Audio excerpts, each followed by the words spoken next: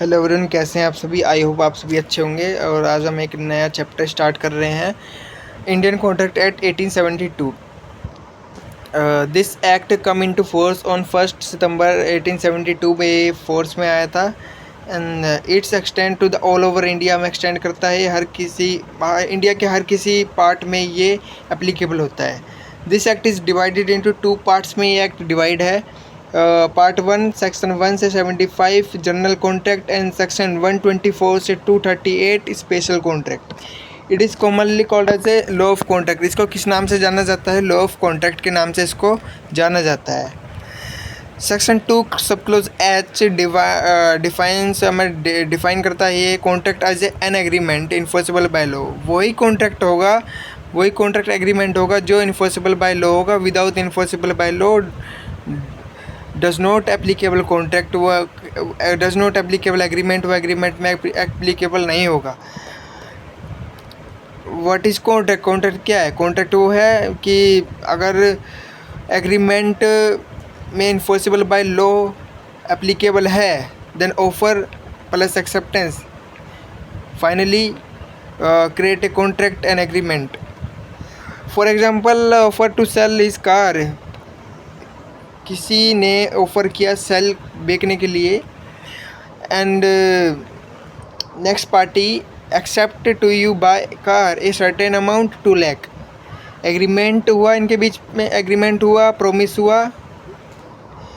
Does not actual contract. Actual contract जब होता है जब इन्होंने मतलब कि सेकंड पार्टी ने वो अमाउंट ट्रांसफ़र कर दिया फर्स्ट पार्टी को।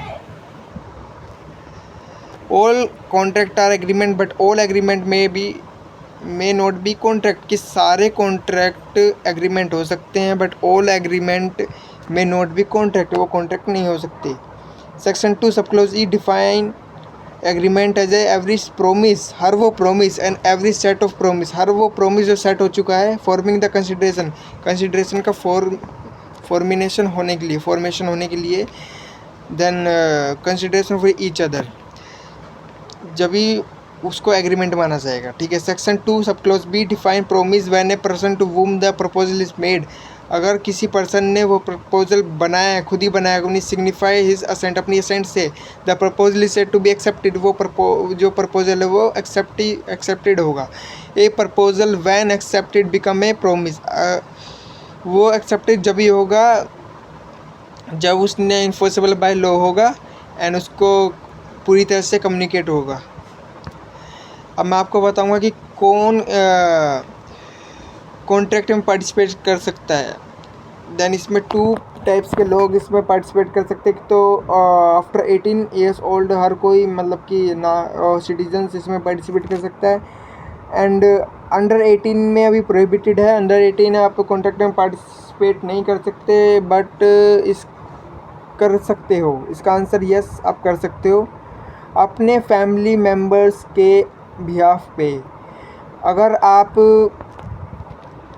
आपने कोई ट्रेस पास कर दिया एंड यानी किसी का ब्रीच राइट कॉन्ट्रैक्ट का ब्रीच कर दिया, तो आप उसमें जो अंडर 18 है वो लाइबल नहीं होगा, उसके पेरेंट्स लाइबल होंगे, क्योंकि अपने पेरेंट्स के बिहाफ पे वो कॉन्ट्रैक्ट में पार्टिसिपेट कर रहा है।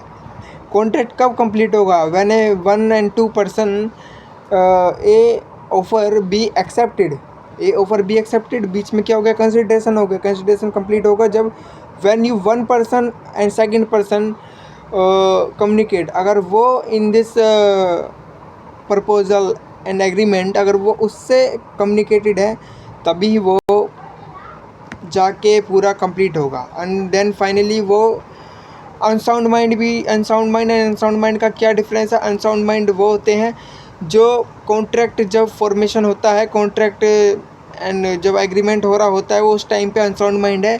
देन जब कॉन्ट्रैक्ट फॉर्मेशन के टाइम पे नहीं, मतलब कि उस टाइम पे वो साउंड मतलब कि अनसाउंड माइंड बैठे हैं। अनसाउंड माइंड, साउंड माइंड का ये है कि आप पूरे हर किसी से रूबरू हो, आपको नॉलेजेबल है कि मैं कर क्या रहा हूँ, how do you work, how do you deal, अब मैं कर क्या रहा हूँ। ठीक है। एंड आपको पूरी तरह से नॉलेजेबल है कि मैं इस तरह का कॉन्ट्रैक्ट कर रहा हूँ बी के साथ, कभी मेरे को आने वाले टाइम में कोई मतलब कि लॉस ना हो जाए, तो आपको उससे मतलब कि कम्युनिकेट होना पड़ेगा। एंड देन ये डिस्कस कर चुका मैं। There are 2 kinds of right of a person के 2 तरह के राइट्स होते हैं। Right in remedy, right against the whole world, मतलब कि राइट अगर किसी पर्सन ने आपकी प्रॉपर्टी पे डैमेज पहुंचा दिया तो आपका राइट है कि आप रेमेडी चार्ज कर सकते हो सेकंड पार्टी से। Right in personam, right against a person, right against person, ठीक है। Contract creates right in a personam, contract creates होगा राइट इन पर्सनम, पर्सन के बीच में ही कॉन्ट्रैक्ट क्रिएट होगा। Contract creates conceptual obligation upon the party. अब for example मैं आपको बताता हूँ कि क्या है। A agree to B sell his flat at a certain amount 10 lakh, B accepted to buy the flat at 10 lakh। ए ने एग्री हो गया कि मैं बी को अपना फ्लैट 10 लाख में बेचने को तैयार हूँ, बट बी ने एक्सेप्ट कर लिया कि हाँ मैं फ़्लैट ख़रीदने को तैयार हूँ at a certain amount 10 lakh. But आप ये बताओ, इसमें क्वेश्चन क्रिएट होता है कि क्या ये जो है ये कॉन्ट्रैक्ट बनेगा? नो, अभी कॉन्ट्रैक्ट नहीं बनेगा, अभी सिर्फ डील हुई है, अभी सिर्फ प्रपोजल हुआ है, प्रपोजल एक्सेप्ट हुआ है, पूरी तरह से नहीं हुआ है। जब मनी ट्रांसफ़र हो जाएगा, दोनों के बीच में कंसिडरेशन हो जाएगा एंड नॉलेज होगी दोनों को, जब जाके ये कॉन्ट्रैक्ट एक्सेप्ट होगा। Here both parties we are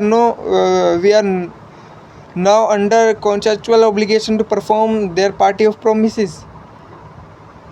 parties इसमें परफॉर्म कर सकती है, कॉन्ट्रैक्चुअल ऑब्लिगेशन है, ये कॉन्ट्रैक्चुअल ऑब्लिगेशंस कॉन्ट्रैक्ट है, पूरी तरह से कॉन्ट्रैक्ट बना नहीं है पर हाँ प्रोसेस में है। Which agreement are not contract, agreement क्या नहीं है, कॉन्ट्रैक्ट नहीं है। क्या कौन से एग्रीमेंट वो कॉन्ट्रैक्ट नहीं हो सकते? When the intention is not to create any legal relation, अगर उनके बीच में कोई भी लीगल रिलेशन क्रिएट नहीं हुआ, ठीक है, वो कॉन्ट्रैक्ट नहीं माना जाएगा। Agreement related to social matters, case लो मैं आपको बताऊंगा कि Kalai Haldar versus Sheikh invitation for dinner, ठीक है, मतलब कि डिनर से एक तरह से ये फ्रेंड सर्कल या फैमिली सर्कल से रिलेटेड है ये case. A invited B to his house, A ने बी को इनवाइट किया हाउस अपने घर पे फॉर डिनर के लिए। B accepted the invitation, B ने एक्सेप्ट किया इनविटेशन, ठीक है, the invitation to come to A house, अपने घर पे आने के लिए। A made all the preparation of food, A ने पूरी प्रिपरेशन कर ली फूड की टू वेलकम बी, पूरा अरेंजमेंट कर लिया उसने कि हाँ भाई आएगा घर पे, उसका वेलकम करूँगा। However B did not turn up, B नहीं गया। The entire food and efforts were in vain, उसका जितना भी जो उसने प्रिपरेशन करी थी, जितना भी अरेंजमेंट किया था, वो सारा कुछ हो गया वेस्ट। ए को क्या हो गया? ए को हो गया loss. A can file a suit, A ने सूट किया file for breach of promise, उसके साथ breach of promise against B. No, because accepting invitation for dinner creates a social relation, ये क्या है? एक तरह का सोशल रिलेशन है, आप इसमें स्यू नहीं कर सकते। नॉट लीगल रिलेशन, इसमें कोई लीगल रिलेशन नहीं हो सकता। आपको समझ आया केस क्या था? और आप मेरे को इसमें कमेंट में एक आंसर बताना कि क्या ए बी पे स्यू कर सकता है और क्यों नहीं कर सकता, ये भी बताना। एंड सेकंड ये कि कौन कौन से सिटीजन्स हैं जो कॉन्ट्रैक्ट में पार्टिसिपेट कर सकते हैं और कौन नहीं कर सकते, आपको इसका आंसर कमेंट बॉक्स में बताना पड़ेगा। मैं आपको चेक करूँगा कि आपने आंसर बताया या नहीं बताया।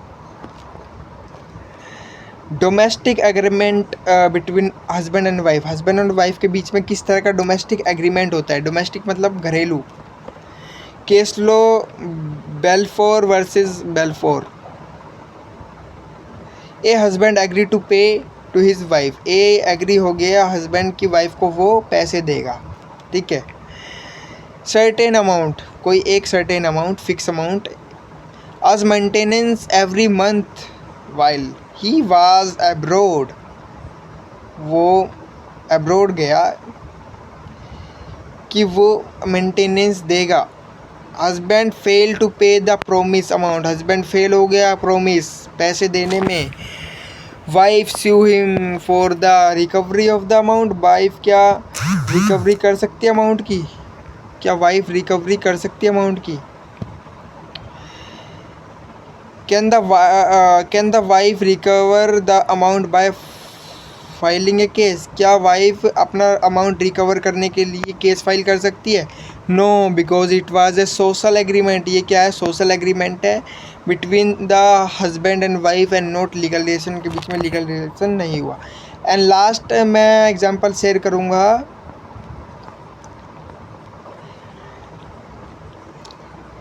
A and B and C and D.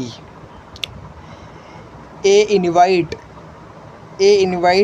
B C D friends. A ने इन्वाइट किया फॉर द डिनर के लिए, and completely preparation regarding food arrangements उसने पूरा मतलब कि अरेंजमेंट किया। बट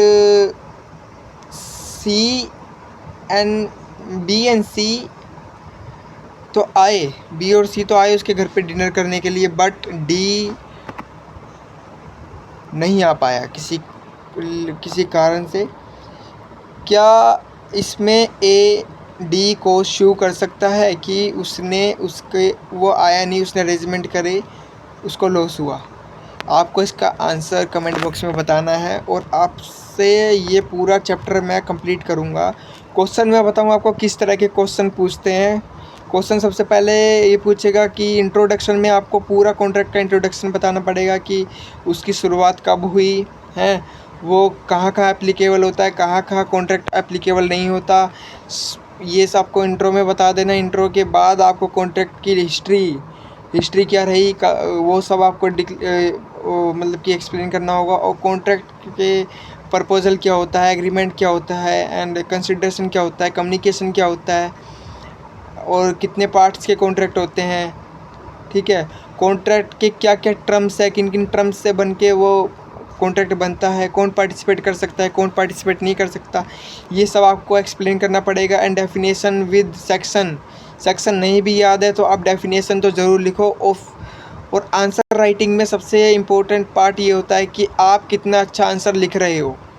ठीक है, फर्स्ट ऑफ ऑल आपको ये करना पड़ेगा सबसे पहले इंट्रोडक्शन के बाद उसकी हिस्ट्री क्या रही, कॉन्ट्रैक्ट की कब शुरुआत हुई, कॉन्ट्रैक्ट के बाद क्वेश्चन क्या पूछ रहा है उसका आंसर, फिर एक फ़्लो चार्ट बना दोगे। फ़्लो चार्ट बनाने के बाद में फिर आप डेफिनेशन लिखोगे, डेफिनेशन के बाद में कंक्लूजन पे आओगे, कंक्लूजन कंप्लीट होने के बाद देन यू फाइनल कंक्लूजन से पहले आपको क्या करना है, आपको कुछ केस लॉज इसमें 1 या 2 केस लॉज, 2 तो मोस्टली आपको इसमें ऐड ऑन करना होगा। एंड फाइनली आपको कंक्लूजन लिखना होगा। कंक्लूजन लिखने के बाद आपका जो आंसर राइटिंग है वो फाइनली कंप्लीट हो जाएगा एंड इससे आपके मार्क्स इंक्रीजमेंट होंगे। ये कोई नहीं बताता, अगर मेरे को पता है तो मैं आपके साथ शेयर कर रहा हूँ। आप किसी भी एग्ज़ाम्स की तैयारी कर रहे हैं, कॉलेज एग्ज़ाम्स हो गए, तो आप इस एक्टिविटी एंड इस शेड्यूल को अपने आंसर राइटिंग में यूज़ कर सकते हो। And thank you everyone. And मैं आपसे आई विल रिक्वेस्ट कि ज़्यादा से ज़्यादा मेरे चैनल को सब्सक्राइब करो एंड लाइक करो एंड शेयर करो। मैं ऐसे ही तरह से चैप्टर वाइज पूरा एक्सप्लेनेशन लेके आऊँगा। बस मैं ये चाहता हूँ कि आप इस चैनल को लाइक, सब्सक्राइब एंड शेयर ज़रूर करो।